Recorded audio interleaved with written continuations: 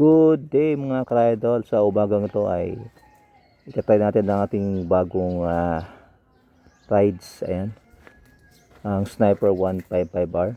So hindi po siya brand new, second hand lang po siya. So cyclic ay wala na. So tingnan natin anong feeling ng naka Sniper 155. Ayan. Ayan. So ready na tayo para papasok sa ating trabaho. Ayan. Yes. On.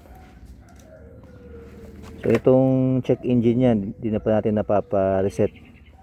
Ayan. Sunod, pa-reset natin yan para wala.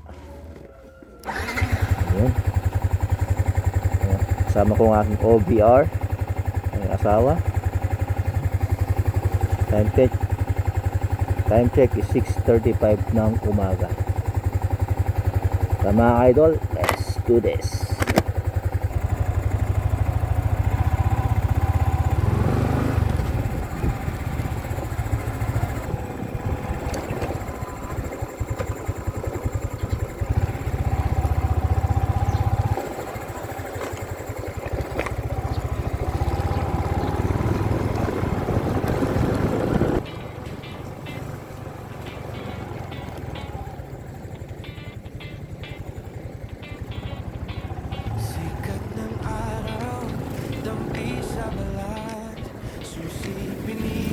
Makina'y nagulat, amoy ng kalsada, simoy ng laya, iwan ng bigat, limutin ng dusa, suot ang helmet, jacket na itim, handa ng tahakin, liwanag o dilim,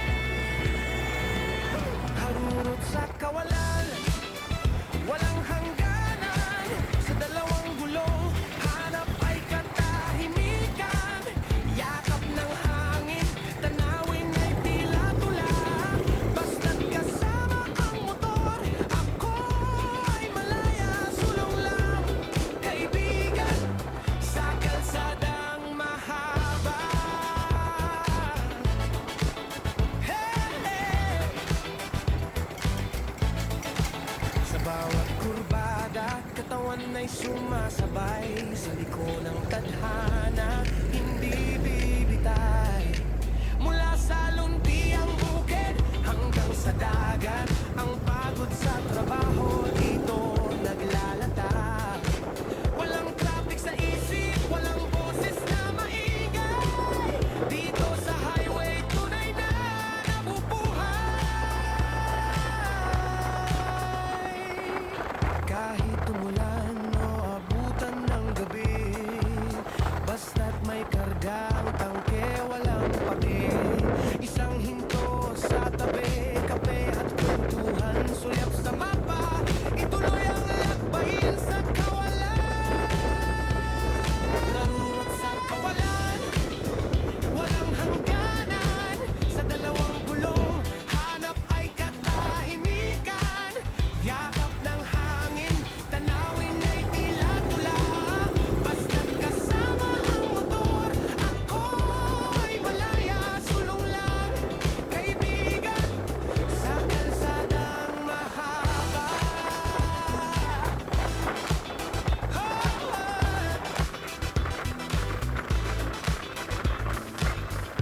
Dahan-dahan lang, ingat sa biyahe, sa dulo ng kalsada may bagong istorya.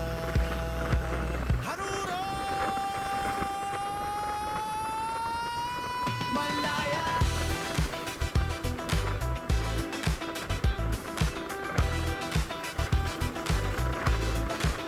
Malaya!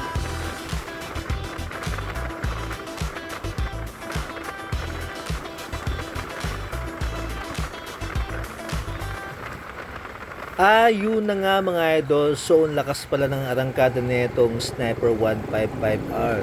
So first time kong i-drive tong motor na to, at napabilib ako sa kanyang arangkada.